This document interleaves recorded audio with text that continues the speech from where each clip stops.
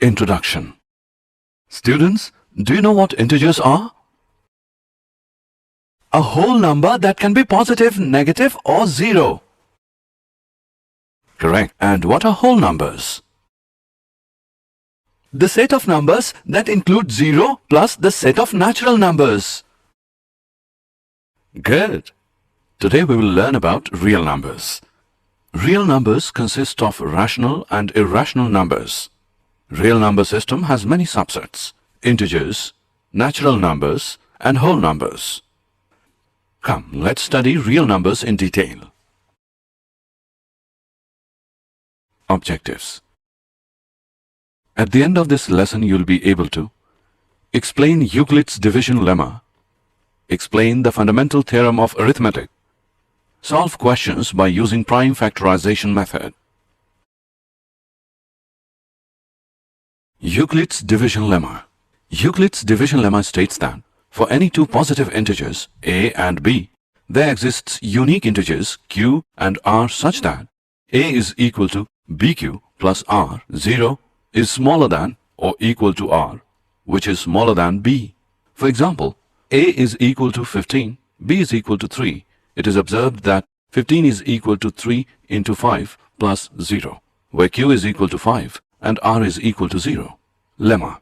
A lemma is a proven statement used for proving another statement. An algorithm is a series of well-defined steps which gives a procedure for solving a type of problem. Euclid division algorithm can be used to find the HCF of two numbers. It can also be used to find some common properties of numbers. How to obtain HCF? To obtain the HCF of two positive integers, say c and d, with c is greater than d, we have to follow the steps below. Step 1. Apply Euclid's division lemma to c and d. So, we find whole numbers q and r such that c is equal to dq plus r. Step 2. If r is equal to 0, d is the HCF of c and d. If r is not equal to 0, apply the division lemma to d and r. Step 3. Continue the process till the remainder is 0. The divisor at this stage will be the required HCF. Example of HCF calculation. Let us find the HCF of 455 and 42 using Euclid's algorithm. Solution. Since 455 is greater than 42, we apply division lemma to 455 and 42 to get 455 is equal to 42 into 10 plus 35. Remainder is not 0, therefore we apply lemma to 42 and 35. 42 is equal to 35 into 1 plus 7. Again, the remainder is not 0, therefore we apply lemma to 35 and 7. 35 is equal to 7 into 5 plus 0.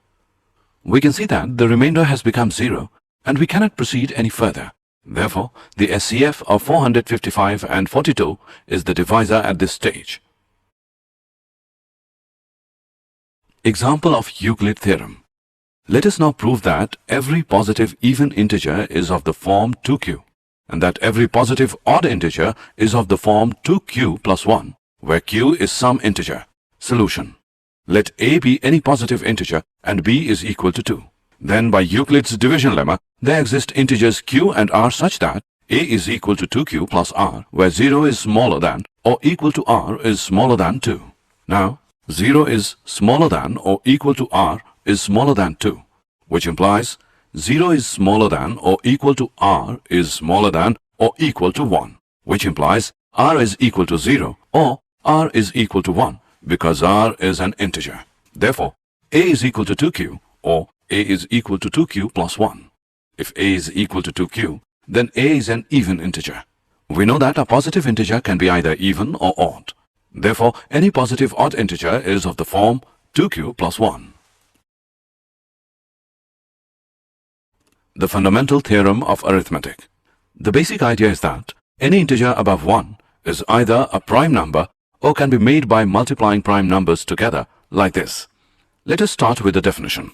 Any integer greater than 1 is either a prime number or can be written as a unique product of prime numbers, ignoring the order.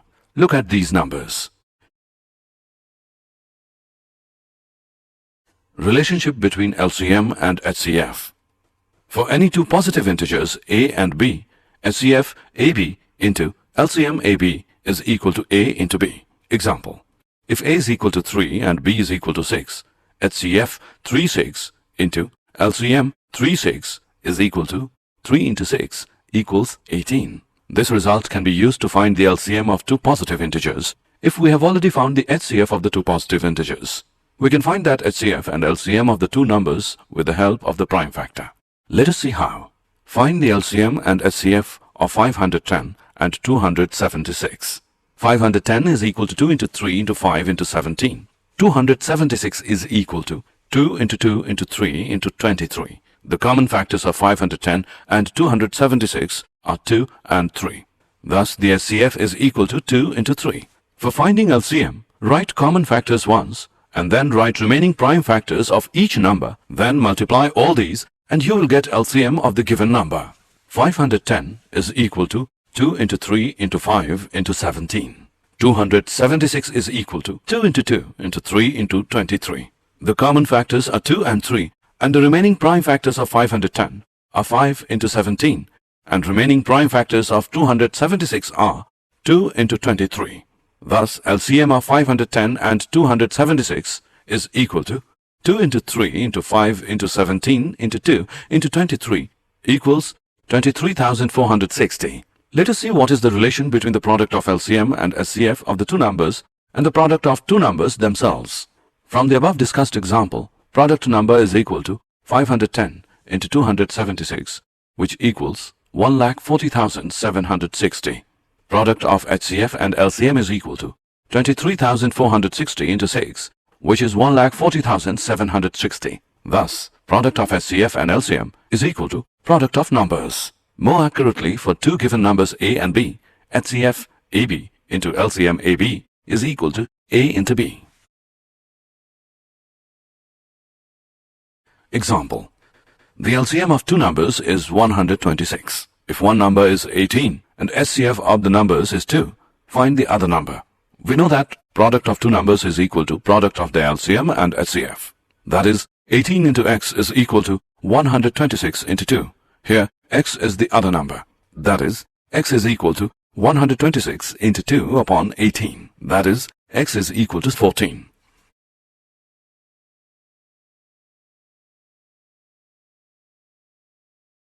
Examples of fundamental theorem of arithmetic. Given that HCF 306, 657 is equal to 9, find LCM 306, 657. Solution. We know that the product of HCF and LCM of two numbers is equal to the product of the given numbers. Therefore, HCF 306, 657 into LCM 306, 657 is equal to 306, 657 is equal to 9 into LCM 306, 657 equals 306, 657, which is equal to LCM 306, 657 equals 306, 657 upon 9. LCM is equal to 22,338. Did you know? In the 17th century, Descartes introduced the term real to describe roots of polynomial, distinguishing them from imaginary ones. Carl Friedrich Gauss is often referred to as the Prince of Mathematicians and is considered one of the three greatest mathematicians of all time, along with Archimedes and Newton. He has made fundamental contributions to both mathematics and science. Summary. Let us summarize what we have learned. Euclid's division lemma. Given positive integers a and b, there exist whole numbers q and r, satisfying a as bq plus r. 0 is smaller than or equal to r is smaller than b. Euclid's division algorithm. This is based on Euclid's division lemma. According to this, the HCF of any two positive integers a and b, with a is greater than b, is obtained as follows. 1. Apply the division lemma to find q and r, where a is equal to bq plus r, 0 is smaller than or equal to r, which is smaller than b. 2. If r is equal to 0, the HCF is b. If r is not equal to 0, apply Euclid's lemma to b and r. 3. Continue the process till the remainder is 0. The divisor at this stage will be HCF AB. Also, HCF AB is equal to HCF BR. The fundamental theorem of arithmetic. Every composite number can be expressed factorized as a product of primes, and this factorization is unique apart from the other in which the prime factors occur.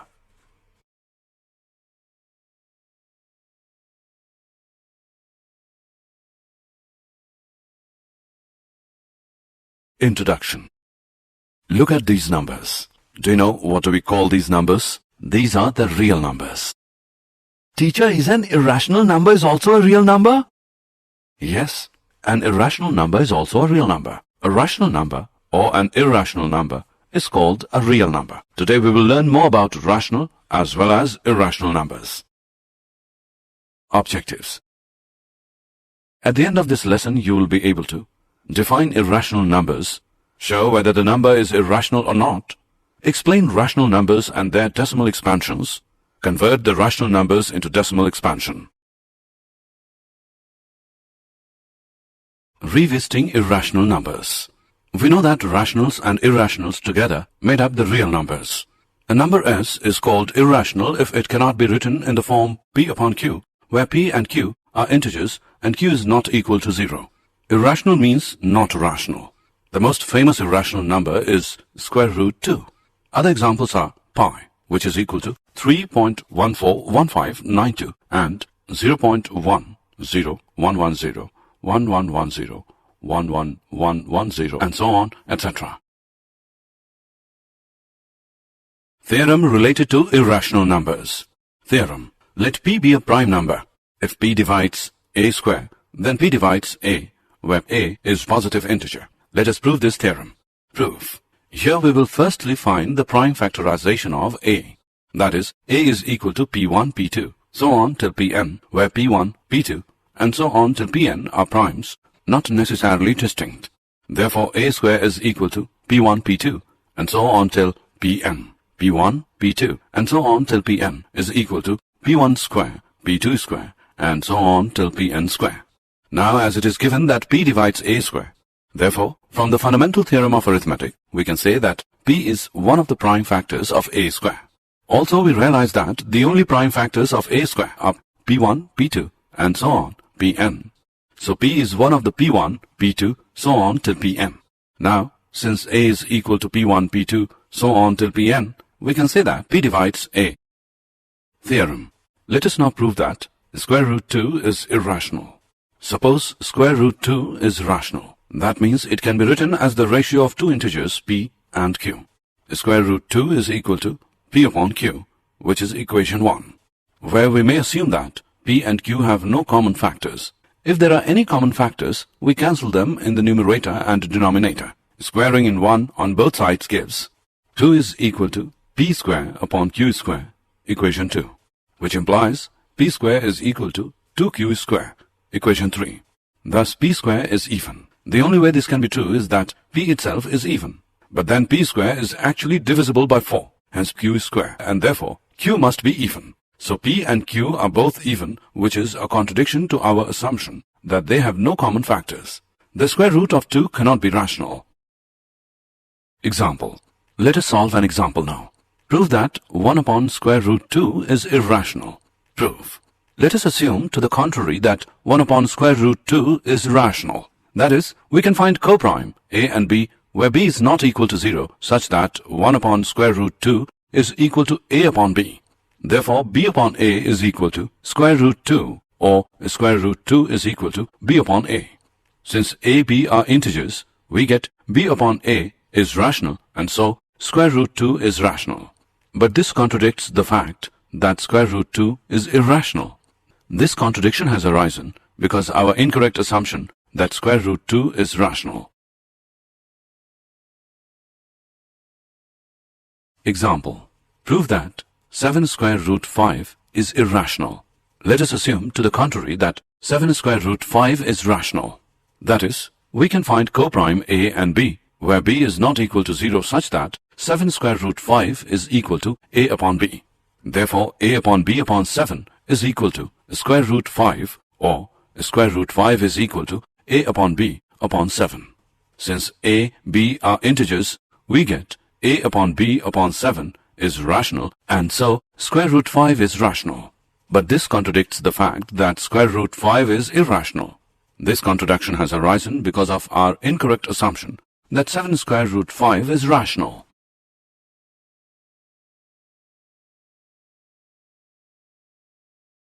Revisiting rational numbers and their decimal expansions.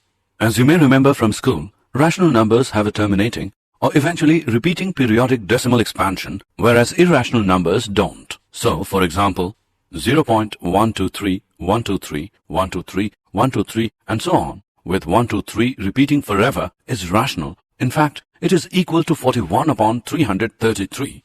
Whereas something like 0.1, 2, 3, 4, 5, 6, 7, 8, 9, 10, 11, 12, 13, 14, 15, and so on, which will never repeat, is irrational.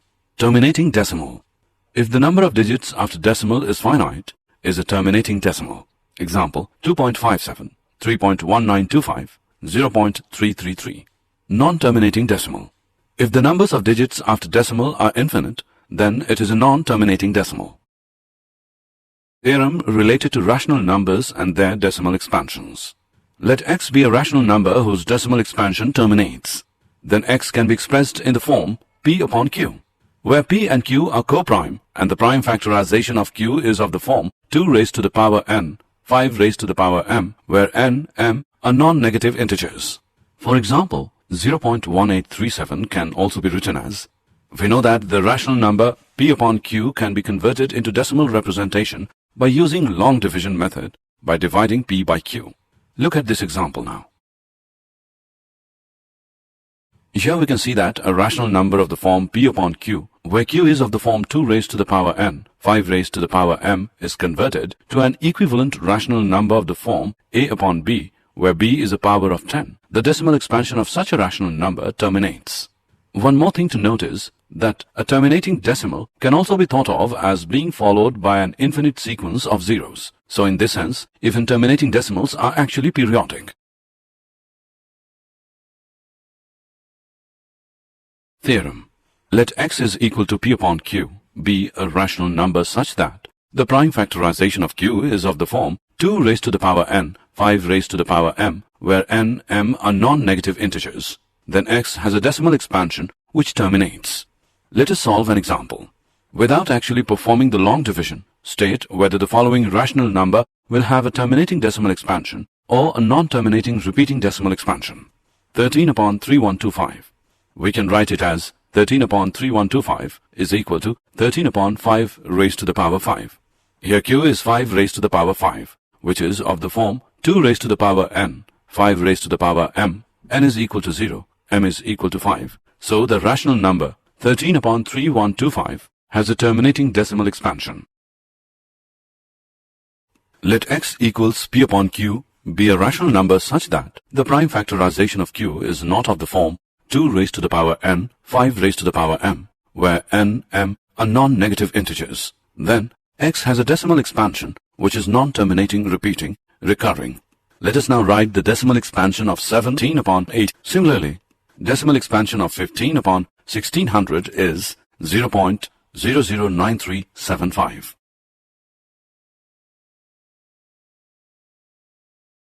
Did you know? The word algorithm comes from the name of the 9th century Persian mathematician Al-Khwarizmi. Even the word algebra is derived from a book he wrote called Hisab al-Jabr wa al-Muqabala.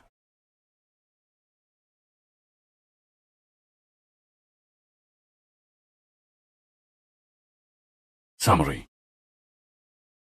Let us summarize what we have learned. Let x be a rational number whose decimal expansion terminates. Then we can express x in the form p upon q, where p and q are co-prime, and the prime factorization of q is of the form 2 raised to the power n, 5 raised to the power m, where n, m are non-negative integers. Let x is equal to p upon q be a rational number such that the prime factorization of q is of the form 2 raised to the power n, 5 raised to the power m, where n, m are non-negative integers. Then x has a decimal expansion which terminates. Let x equals p upon q be a rational number such that the prime factorization of q is not of the form 2 raised to the power n, 5 raised to the power m, where n, m are non-negative integers. Then x has a decimal expansion which is non-terminating.